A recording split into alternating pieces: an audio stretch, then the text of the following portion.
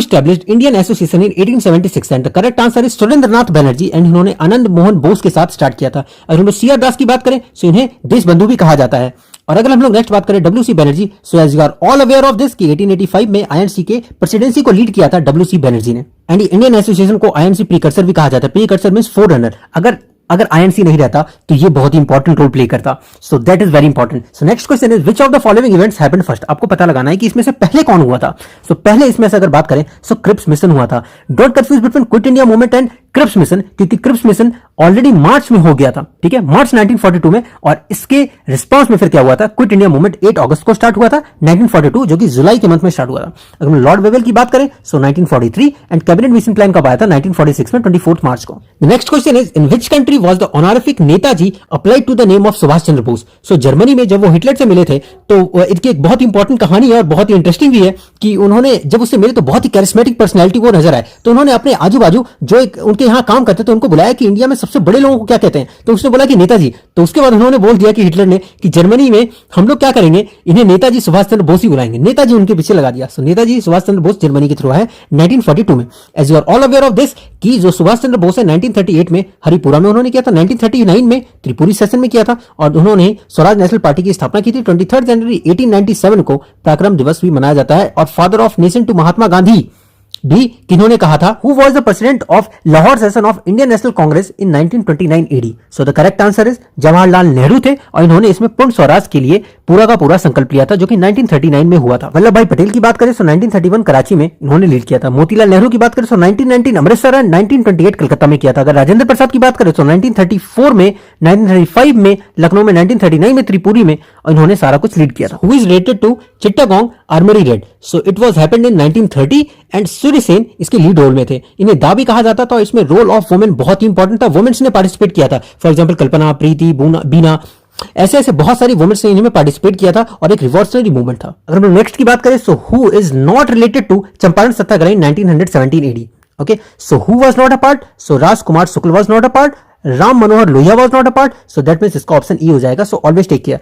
And J B Kripalani was present there. Okay, Rajendra Prasad was present there. So J B Kripalani and Rajendra Prasad was a part of Champaran Satyagraha. The next question is in Anand Math of Bankim Chandra Chatterjee which revolt is mentioned. So about Sannyasi revolt is mentioned.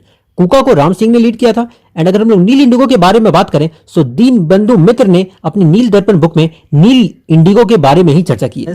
One of the leaders of revolt of 1857 AD Kunwar Singh was related to which place. So he was related to Jagdishpur and Jagdishpur is in currently Bhojpur. And 13 November 1977 को इनका बिहार में जन्म हुआ था।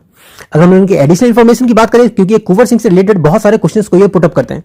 इनके सेनापति कौन थे, सो मिकू सिंह। अगर इनके ब्रदर के बारे में बात करें सो अमर, दयालु एंड देन राजपति सिंह थे। अगर हम मदर के बारे में बात करें तो पंचाल कंवर एंड फादर के बारे में बात करें सो साहबत जिला।